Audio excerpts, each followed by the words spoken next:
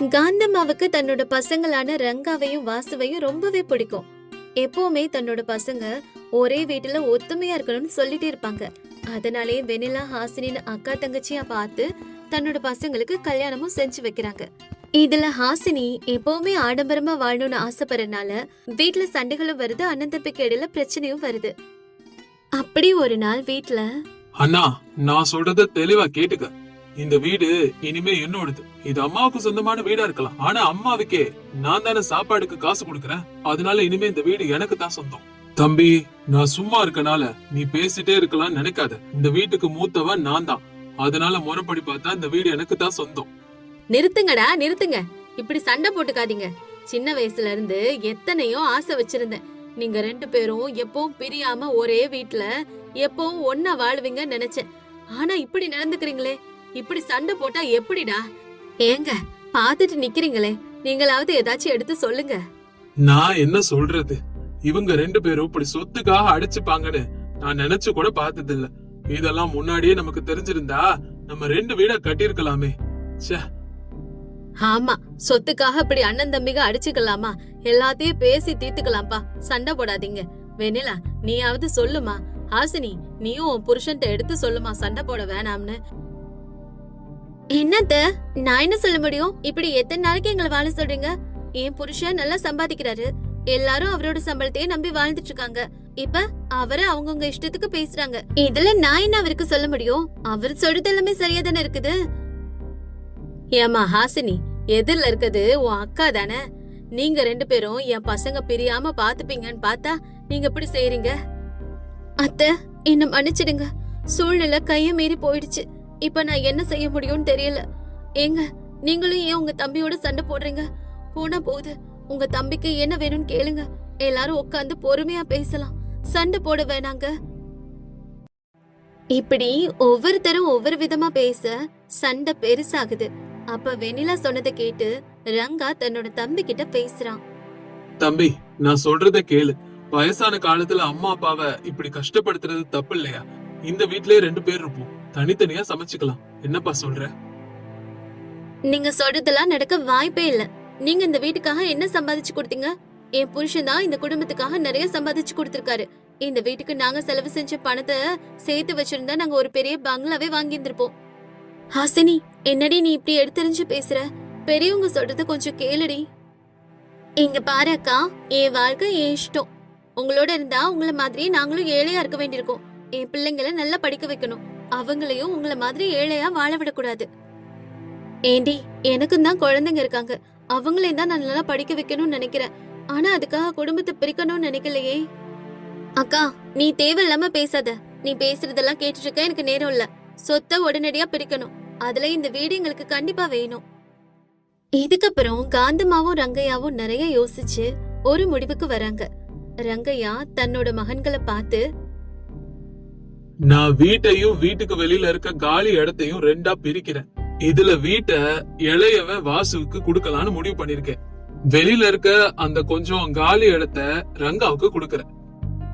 என்னப்பா இது? அந்த இடத்துல ஒரு பெரிய மரத்தை தவிர எதுவுமே இல்லையே, அங்க எப்படிப்பா வாழ முடியும்? வேற வழி இல்ல, மரத்தடியில தான் வாழணும்னா வாழணும். நாங்களும் உன் கூடவே வந்துடுறோம். எங்களை நீ வேணான்னு சொன்னா நாங்க ஏதாவது குழியிலயோ கிணத்துலயோ விழுந்து சாக வேண்டியதுதான். அத்த அப்படி சொல்லாதீங்க, நீங்க பெரியவங்க, நீங்க சொல்றபடியே நம்ம பண்ணலாம் அத்த. இப்படி வேதனைப்பட்டபடியே ரங்காவும் வெண்ணிலாவும் தங்களோட திங்ஸ் எல்லாம் எடுத்துக்கிட்டு பிள்ளைகளையும் கூட்டிக்கிட்டு வீட்டை விட்டு வெளியே போறாங்க. காந்தம்மாவும் ரங்கையாவும் இளைய மகனையும் மருமகனையும் பார்த்து, பாருமா, ஒரு பொண்ணோட கஷ்டத்தை இன்னொரு பொண்ணுதான் புரிஞ்சுக்குவான்னு சொல்லுவாங்க. ஆனா இங்க அப்படி நடக்கல. இப்ப என் பிள்ளைங்க 2 பேரும் பிரிச்சுட்டாங்க. சொத்து 2 பாகம் ஆயிடுச்சு. ஒருவேளை நாளைக்கு நான் செத்து போயிட்டா என் உடம்பையும் 2 பாகமாக்குன்னு சொல்லிடாதீங்க. ஏப்பா வாசு, ஒரு ஆணோட வெற்றிக்கு பின்னால ஒரு பெண் இருப்பான்னு சொல்லுவாங்க. அதே மாதிரி ஒவ்வொரு ஆணோட தோல்விக்கு பின்னாலையும் அதே பொண்ணுதான் இருப்பான்னு புரிஞ்சுக்கிட்டா உன் வாழ்க்கையும் மாறும். நாங்க இங்க இருந்து போறோம். ஆனா உனக்கு வாழ்க்கையில எந்த பிரச்சனை வந்தாலும் சரி, அம்மா அப்பான்னு வந்தேனா நாங்க எங்களோட உயிரை கொடுத்தாவது உன்னை காப்பாத்துவோம். பிள்ளைகளை நல்லா பாத்துக்க, சந்தோஷமா வாழுங்க. இந்த வீட்டை விட்டு நாங்க போறோம். நாங்க போறோம் மகாசினி. இதுக்கப்புறம் என் பிள்ளைய உன்னை நம்பிதான் நான் விட்டுட்டு போறேன். பத்திரமா பாத்துக்க, சந்தோஷமா வாழுங்க. இதா இருந்தாலும் நேரடியா பேசுங்க. இது என்ன குத்தி குத்தி பேசுறது? போறவங்க ஏதோ சொல்லிக்காம கொள்ளிக்காம போயிட்டே இருக்க வேண்டியதானே? எதுக்கு இங்க நின்னு டிராமா பண்ணிட்டு இருக்கீங்க? கிளம்புங்க சீக்கிரம். இப்படி ஹாசினியும் அவங்கள பேசவும் காந்தம்மாவும் ரங்கையாவும் மனசு கஷ்டத்தோட அங்கிருந்து கிளம்புறாங்க. வெண்ணிலா குடும்பம் அவங்களோட திங்ஸ் எல்லாம் எடுத்துட்டு வெளியேறும் போது மழை பலமா வருது. மழையில நனைஞ்சபடியே அந்த மரத்தடிக்கு கீழே போய் நின்னுக்குறாங்க. தன்னோட குழந்தையோட நனைஞ்சு நிக்கிற வெண்ணிலாவை பார்த்து காந்தம்மா இப்படி சொல்றாங்க. உன்னையும் உன் குழந்தையும் வீட்டை விட்டு வெளியே கூட்டி வந்து இந்த மரத்தடியில நிப்பாட்டிட்ட. என்ன மன்னிச்சிடு வெண்ணிலா, சூழ்நிலை வேற மாதிரி மாறிடுச்சுமா. எனக்கு என்ன பண்றதுன்னே தெரியல. அத்தை, காலம் எப்பவும் ஒரே மாதிரி இருக்காது இல்லையா? வாழ்க்கை சொல்லி கொடுக்கிற பாடம் இது. உறவுகள் எப்பவும் நிரந்தரம் இல்ல. இப்போது நிரூபணமாச்சு இல்லையா அத்தை? சரி சரி, நடந்ததே நினைச்சு வருத்தப்பட்டுட்டு இருந்தா ஒண்ணும் ஆக போறது இல்ல. இதுக்கப்புறம் நடக்க போறத பாப்போம். ரங்கா, ஏதாவது வீடு பாப்போம். நானும் அதாப்பா யோசிக்கிறேன், வாடகைக்கு வீடு பாக்கணும். வாடகைக்கு வீடு பார்க்கணும்னா நமக்கு நிறைய பணம் தேவைப்படும். இப்ப இருக்க சூழ்நிலையில அதெல்லாம் சரி வராது. நம்ம இந்த மரத்தடியிலே வாழலாம். இந்த மரத்துக்கு கீழே நம்ம எப்படி வாழ முடியும்? அத்த, இந்த மரத்தையே நம்ம வீடா மாத்திக்கலாம். வெண்ணிலா இப்படி சொல்லவும் அந்த மரத்தையே வீடா மாத்துறாங்க. மரத்தோட கிளைகள்லயே அறைகளை அமைக்கிறாங்க. காந்தம்மாவும் ரங்கையாவும் தங்குறதுக்கு ஒரு அறை, பிள்ளைகள் தங்க ஒரு அறை, ரங்காவும் வெண்ணிலாவும் தங்குறதுக்கு இன்னொரு அறைய மரத்திலே அமைச்சுக்கிறாங்க. இன்னொரு பக்கம் இத கவனிக்கிற ஹாசினி, எங்க இனிமே நம்ம இந்த வீட்டை மாத்தணும், ஒரு பெரிய பங்களா மாதிரி இத கட்டணும். என்ன சொல்றீங்க?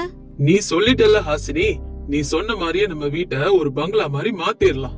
இப்படி சொன்ன வாசு நிறைய பணம் செலவு செஞ்சு அந்த வீட்டை பங்களாவா மாத்துறான். இத பார்த்த காந்தம்மா பணத்தால எதையும் வாங்கிடலாம் நினைக்கிறாங்க. கடைசியில அவங்க தப்ப உணர்ற ஒரு நாள் வரும். இங்க பாரு காந்தா, இந்த மரம் நம்மளோட முன்னோர்கள் காலத்துல இருந்து இருக்கு. ஆனா இப்படி நமக்கு ஆதரவு கொடுக்கும்னு நான் நினைச்சே பார்க்கல. உண்மையை சொல்லணும்னா அந்த வீட்டுல இருந்ததை விடவும் இங்க இருக்கிறது எனக்கு சௌகரியமா இருக்கு, சந்தோஷமாவும் இருக்கு. எனக்கும் அப்படித்தாங்க இருக்கு. இப்படி இவங்க ரெண்டு பேரும் பேசிட்டே இருக்கும் போதே வெண்ணிலா அவங்க ரெண்டு பேரையும் சாப்பிடுறதுக்காக கூட்டிட்டு வரா. எல்லாரும் வந்து சாப்பிட உக்காந்ததுக்கு அப்புறம் வெண்ணிலா, அத்தை, புயல் வருதுன்னு சொல்றாங்க, நம்ம எல்லாரும் பத்திரமா இருக்கணும். கொஞ்ச நாளைக்கு முன்னாடி கூட இங்க புயல் வந்திருக்குமா, நிறைய தடவை. அப்பெல்லாம் கூட இந்த மரம் பலமா நின்னுச்சு, இதுக்கு ஒண்ணுமே ஆகல. அப்போ இப்பவும் எதுவும் ஆகாது, நீங்க யாரும் பயப்படாதீங்க. இப்படி எல்லாருமே சந்தோஷமா பேசிட்டு சாப்பிட்டுட்டு இருக்காங்க. இதுக்கு இடையில புயல் அதிகமாகுது. மழையும் பலமா பெய்ய ஆரம்பிக்குது. அன்னைக்கு ராத்திரியே பெரிய வெள்ளம் வருது. அந்த வெள்ளத்தால ஹாசினியோட பங்களா முழுசும் மூழ்கி போயிடுது. அட, என்ன இது? எங்க நம்ம சீக்கிரமா மாடிக்கு போகணும். வெள்ளம் வீட்டுக்குள்ளே வந்துருச்சு. எல்லாம் நான் பண்ண தப்புக்கான தண்டனை. எவ்வளவு பணம் போட்டு இந்த பங்களாவை கட்டினாலும் இந்த நேரத்துல எந்த பயனும் இல்லாம போயிடுச்சு. எங்க அதெல்லாம் அப்புறம் பேசிக்கலாம். நம்ம எல்லாரும் முதல்ல மாடிக்கு போகணும், இல்லனா இந்த தண்ணியில மூழ்கிடுவோம். பாப்பா, அந்த கொடையை எடுத்துக்க. இப்படி சொல்லிக்கிட்டே ஹாசினியும் வாசுவும் தங்களோட பொண்ணை கூட்டிக்கிட்டு மாடிக்கு போறாங்க. இந்த வெள்ளத்துல இருந்து எப்படி தப்பிக்கிறதுன்னு வருத்தத்தோட பாத்துட்டு இருக்காங்க. பக்கத்து மரத்துல வெண்ணிலாவோட குடும்பம் சந்தோஷமா பேசி சாப்பிடுறத பாக்குறாரு வாசு. நம்ம தப்பு பண்ணிட்டோம், நமக்கு இந்த தண்டனை கிடைக்கணும். அங்க பாரு, அதுதான் சந்தோஷம்னு நான் சொல்றது. நான் பெரிய தப்பு செஞ்சுட்டேன். தங்கமான அப்பா அம்மாவோட பேச்ச கேட்காம தப்பு செஞ்சுட்டேன். அதனாலதான் இப்படி எல்லாம் நடக்குது. எங்க உங்களுக்கு என்ன பைத்தியமா? மழை வந்து வெள்ளம் வந்தா உங்க தப்பு எப்படி ஆகும்? இப்படி வருத்தப்பட்டா எப்படி? பாத்துக்கிட்டே இருங்க, நாம அவங்கள விட பெரிய ஆளா வாழ்ந்து காட்டுவோம். புலம்புறத நிறுத்துங்க. அவங்கள விட பெரிய ஆள் ஆகிறத பத்தி எல்லாம் நம்ம அப்புறம் யோசிக்கலாம். இப்ப நம்ம உயிரோட வாழ்றத பத்தி யோசிக்கணும். எதுக்கு நீங்க இப்ப தேவையில்லாம பேசிட்டு இருக்கீங்க? இதுல இருந்து எப்படி தப்பிக்கணும்னு யோசிங்க. ஆமாமா, நான் பேசுறதெல்லாம் உனக்கு தேவையில்லாததா தான் இருக்கும். இப்ப நான் என் பிள்ளைய காப்பாத்தணும். அப்ப இந்த வீட்டை விட்டு போயிடலாம். வெள்ளத்தை பாத்தியா? இப்ப இங்க இருந்து போனா அவ்வளவுதான். நான் என் அம்மாவை புண்படுத்திட்டேன். கடவுள் மாதிரி இருந்த என் அண்ணனை விட்டுட்டேன். இப்படி வாசுவும் ஹாசினியும் ரெண்டு பேரும் பேசிக்கிட்டே இருக்கும் போதே வெள்ளம் இன்னும் அதிகமாகுது. வீடு கூட இடிஞ்சு விழ தயாரா இருக்கு. மரத்துல இருந்து ரங்காவும் வெண்ணிலாவும் இத கவனிக்கிறாங்க. உடனே அவங்க ஒரு கயித்தை எடுத்து அதோட உதவியோட மாடிக்கு போறாங்க. மாடியில இருக்க ஹாசினி வாசு குழந்தையையும் கயிறோட உதவியோட மரத்துக்கு கூட்டிட்டு வராங்க. தன்னோட அத்தை மாமாவை பார்த்து ஹாசினி தலை குனிஞ்சு நிக்கிறா. அத்தை, நான் தப்பு பண்ணிட்டேன். நான் என்ன தப்பு செஞ்சேன்னு எனக்கு நல்லாவே புரிஞ்சிருச்சு அத்தை. இங்க பாருமா ஹாசினி, வாழ்க்கை நமக்கு நிறைய பாடங்களை சொல்லி தரும். முதல்ல கத்துக்குவோம், அதுக்கப்புறம் அதை புரிஞ்சுக்கிட்டு வாழ்க்கையில முன்னேறுவோம். நீ செஞ்ச தப்பு என்னன்னு உனக்கு புரிஞ்சது இல்லையா? இனி இதுக்கப்புறம் நீ எந்த தப்பும் செய்ய மாட்ட. நீங்கெல்லாம் சாப்பிட்டீங்களா? வந்து சாப்பிடுங்க, நான் சப்பாத்தி செய்யற சூடா. அக்கா, என்னை மன்னிச்சிடு, நான் உன்னை ரொம்பவே கஷ்டப்படுத்திட்டேன் அக்கா. ஹாசினி, நீயும் நானும் அக்கா தங்கச்சி, நமக்குள்ள எதுக்கு மன்னிப்பெல்லாம்? நடந்ததெல்லாம் மறந்துட்டு வந்து சாப்பிடு. அப்படியே ரங்கா தன்னோட தம்பி வாசுவ கட்டி பிடிக்கிறாரு. பிள்ளைங்களும் ஒண்ணு கூடி தங்களோட பெற்றோரை பார்த்து சிரிக்கிறாங்க. வெனிலா எல்லாருக்கும் சூடா சப்பாத்தி செஞ்சு பரிமாறுறா. அதுக்கப்புறம் வெள்ளம் தண்ணீர வரைக்கும் அந்த மரத்திலேயே எல்லாரும் சந்தோஷமா வாழ்றாங்க. தாடைப்பள்ளின்னு ஒரு சின்ன கிராமம் இருந்துச்சு.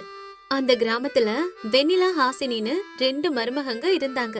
வெனிலாவோட குடும்பம் ரொம்ப ஏழ்மையான குடும்பம். அதனால அவ பெரிய அளவுல வரதட்சணையும் கொண்டு வரல. ஆனா ஹாசினி பணக்கார குடும்பத்தை சேர்ந்தவங்கறனால அதிக அளவுல வரதட்சணையும் கொண்டு வந்தா. அது மட்டும் இல்லாம ஹாசினி மாமியார் மாமனார் கூட சேர்ந்து இருக்காம அவங்களோட வீட்டுக்கு பக்கத்திலேயே ஒரு பெரிய பங்களா வாங்கி அங்க அவளோட கணவனும் அவளும் வசிச்சு வந்தாங்க. ஹாசினி ஒரு ஃபேஷன் டிசைனர், திறமையானவளும் கூட. அதனால அவ ஒரு பெரிய கடையை தொடங்கி பொட்டிக் நடத்திக்கிட்டு வந்தா.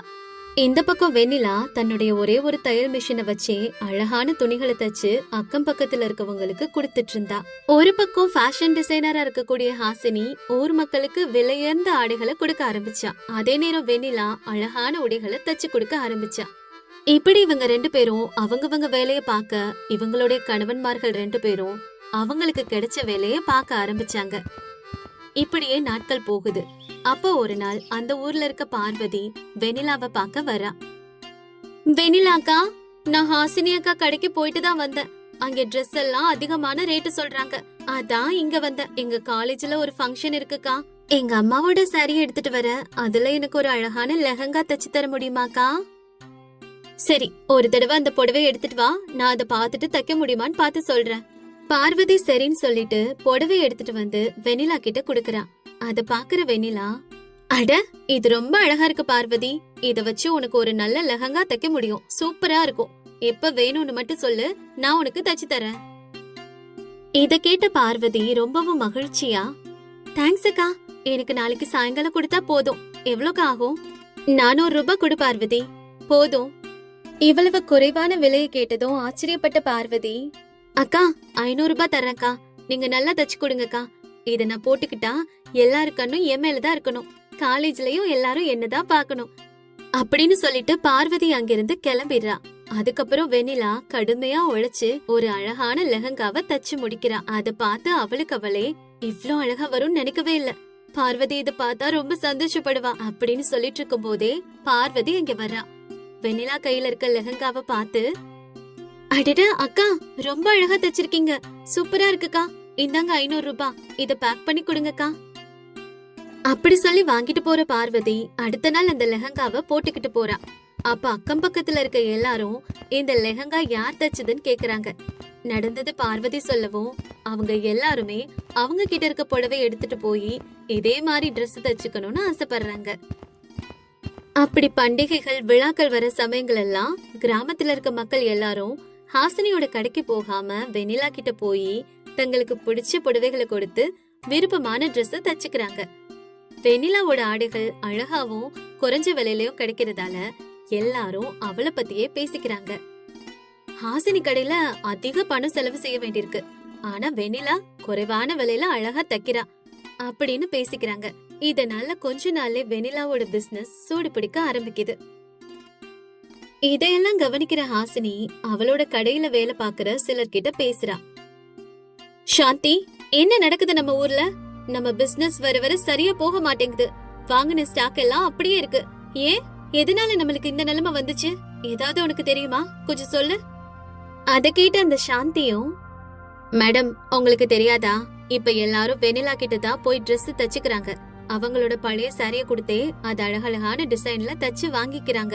அது மட்டும் இல்லாம வெனிலா அதெல்லாம் குறைஞ்ச விலையிலே தச்சு கொடுக்கறனால எல்லாருமே அங்கதான் போறாங்க மேடம். அதனாலதான் மேடம் நம்ம கடைக்கு முன்ன போல கூட்டம் வருதில்ல. இதுதான் மேடம் காரணம். இத கேட்டதும் ஹாசினி ரொம்பவே கோபம் அடைகிறா. நம்ம லட்சக்கணக்கில் செலவு செஞ்சு இந்த புட்டிக்கு நடத்துறோம். ஆனா அவ வீட்டுல உட்காந்துக்கிட்டே இவ்வளவு சம்பாதிக்கிறாளா? அது மட்டும் இல்லாம நம்ம பிசினஸே கெடுக்கிறா. இனி எப்படி செய்யறான்னு நானும் பாக்குறேன். அப்படி சொன்ன ஹாசினி வெண்ணிலாவோட தையல் மிஷினை பாழாக்கவும் முடிவு செய்யறா. ஒரு பொண்ணு அனுப்பி வெண்ணிலாவோட தையல் மிஷின் மேல ஒரு லிக்விட ஊத்த சொல்றா. அந்த பொண்ணும் அங்க போய் வெண்ணிலா கிட்ட பேசுற மாதிரி நடிச்சு அந்த லிக்விட ஊத்திட்டு வந்துடுறா. அந்த பொண்ணு இப்ப அங்க இருந்து போனதுக்கு அப்புறம் வெண்ணிலா தன்னோட வேலை செய்யலாம் நினைக்கும் போது தையல் மிஷின் ஒர்க் ஆகல.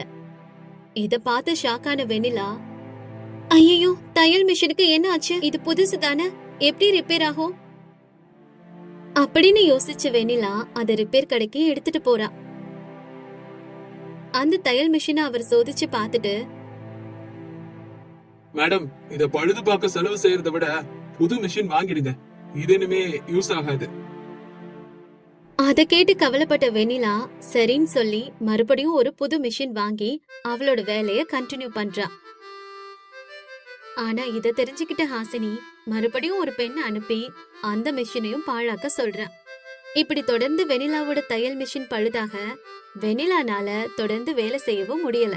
அதனால வேற வழியே இல்லாம அவகிட்ட வர வாடிக்கையாளர்கள் எல்லாரும் ஹாசினியோட கடையிலே மறுபடியும் Dress வாங்க தொடங்குறாங்க.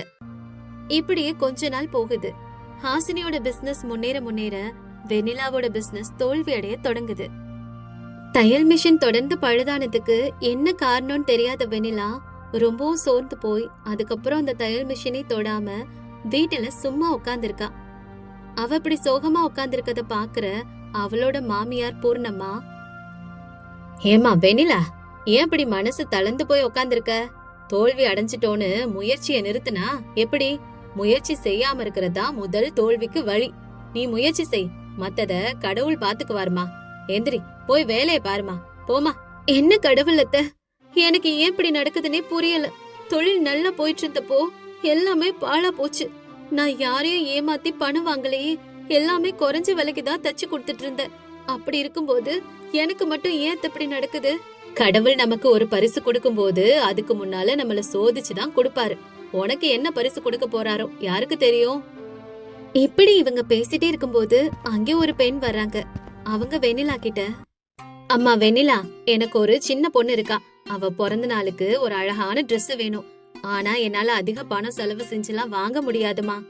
இந்த புடவை என் கல்யாண நாள்ல நான் ஒரே ஒரு தடவை தான் கட்டியிருக்கேன். இந்த புடவைய வச்சு என் பொண்ணுக்கு ஏதாச்சும் ஒரு அழகான Dress தைக்க முடியுமாமா உன்னால? இத கேட்டதும் வெண்ணிலா ரொம்பவே வருத்தத்தோட, என்னோட தையல் மிஷின் ரிப்பேரா இருக்குமா, என்னால தைக்க முடியாது. இத கேட்ட அந்த பெண்ணும் வருத்தத்தோட, சரி சரிமா, எங்கள மாதிரி ஏழைகளுக்கு பிறந்த நாள் எதுக்கு? ஏதோ என் பொண்ணு ஒரு நாளாச்சும் கொஞ்சம் சந்தோஷமா இருப்பான்னு நினைச்சேன். அதுவும் நடக்காது போல. சரி, நான் போறேன் அப்படின்னு சொல்லிட்டு அந்த பெண் அங்கிருந்து கிளம்புறா. இத கேட்ட வெண்ணிலாவுக்கு மனசு ரொம்பவே கஷ்டமா இருக்குது. என்கிட்ட இப்ப தையல் மிஷின் இல்ல, ஆனா என்னால கையால தைக்க முடியும். நீங்க கேக்குற மாதிரி ஒரு அழகான Dress நான் தச்சு தரேன். ஆனா நீங்க அத பலமுறை துவைச்சீங்கன்னா அந்த Dressோட தையல் சீக்கிரம் பிரிஞ்சிடும். இதுக்கு சம்மதம்னா சொல்லுங்க, நீங்க நினைக்கிற மாதிரி ஒரு Dress தச்சு தரேன். அந்த பொண்ணு சரின்னு சொல்லவும் வெண்ணிலா அந்த புடவையை வாங்கி கையாலே ஒரு அழகான லெஹங்காவை தைக்கிறா. 2 நாளுக்கு அப்புறம் அந்த பெண் மீண்டும் வர்றா. வெண்ணிலா அவகிட்ட அந்த லெஹங்காவை கொடுக்கறா. அத பார்த்து அந்த பெண் ரொம்பவே ஆச்சரியப்பட்டு சந்தோஷப்படுறா. ரொம்ப அழகா இருக்கு, நீ இதுக்காக ரொம்பவே உழைச்சிருக்கன்னு எனக்கு தெரியும். இதுக்கு எவ்வளவு நன்றி சொன்னாலும் போதாது. அதனால நான் உனக்கு ஒண்ணு தர போறேன். அப்படி சொல்லிக்கிட்டே இருக்கும்போது திடீர்னு அந்த லெஹங்கா பெரிய வடிவமா மாறுது. வெண்ணிலா ஆச்சரியமா பார்க்கவும், நான் உன்னை சோதிக்க தான் வந்தேன். இந்த சோதனையில நீ ஜெயிச்சிட்ட. உனக்கு ஒரு பெரிய வரம் தர்றேன். இந்த லெஹங்காவை நீ போட்டுக்கிட்டு உன் மனசுல எது வேணும்னு நினைச்சாலும் அது உன் முன்னாடி தோணும். இது உன்னோட கடின உழைப்புக்கும் உன்னுடைய நல்ல மனசுக்கும் நான் உனக்கு கொடுக்கிற பரிசு அப்படின்னு சொல்லிட்டு அந்த பெண் அங்கிருந்து மறைஞ்சு போயிடுறா. இத பார்த்து ஆச்சரியமடைகிற வெண்ணிலா இத பத்தி தன்னோட மாமியார் கிட்ட சொல்றா. எனக்கு இத கேக்கும்போது ரொம்பவே ஆச்சரியமா இருக்கு வெண்ணிலா. கடவுளே அந்த பெண்ணோட வடிவத்துல வந்து உனக்கு வரம் கொடுத்திருக்காங்க போல. முதல்ல அவங்க சொன்னபடி செய் வெண்ணிலா. உடனே வெண்ணிலாவும் அந்த லெஹங்காவை போட்டுக்கிட்டு அவளோட மனசுல இருக்க ஆசைகளை நினைக்கிறா. அவ நினைச்ச உடனே பல்வேறு விதமான உடைகள் அங்கே தோன்றுது. இத பார்த்ததும் அவளுக்கு ரொம்பவே ஆச்சரியமா இருக்கு, ரொம்பவே சந்தோஷம் அடைகிறா. அப்ப அவளோட மாமியார், பாத்தியா வெண்ணிலா, உனக்கு வரம் கிடைச்சிருக்கு. இனிமே உனக்கு தையல் மிஷினே தேவையில்ல. நீ எதை நினைச்சாலும் அது உன் கண்ணு முன்னாடியே வரும். அதுக்கப்புறம் வெண்ணிலா தான் ஆசைப்பட்ட உடைகளை நினைச்சே அது மூலமா நிறைய வருமானத்தையும் ஈட்டுறா. ஆனா இவ எப்படி மறுபடியும் சம்பாதிக்கிறாங்கறது புரியாத ஹாசினி மறுபடியும் வெண்ணிலாவை அழிக்க திட்டம் தீட்டுறா. அதுக்காக நிறைய பணத்தையும் செலவழிச்சு கடைசியில தோல்வி அடைஞ்சு தன்னோட கடையையும் மூடுற நிலைமைக்கு வர்றா. ஆனா எப்பவுமே நல்லதை மட்டும் நினைக்கிற வெண்ணிலா தன்னோட பிசினஸ்ல அதுக்கப்புறம் வெற்றியை மட்டும்தான் பாக்குறா. அதான் பெரியவங்க அந்த காலத்துல சொல்லுவாங்கல்ல, கெடுவான் கேடு நினைப்பான்னு. ஒருத்தனை கெடுக்க நினைச்சா அவனே கெட்டு போவானா, அதுதான் அதுக்கு அர்த்தம். வெண்ணிலாவோட தொழில கெடுக்க நினைச்ச ஹாசினி தான் கடைசியில தோத்து போய் நின்னா. யாருக்கும் தீங்கு நினைக்காத வெண்ணிலா சந்தோஷமா வாழ்ந்தா.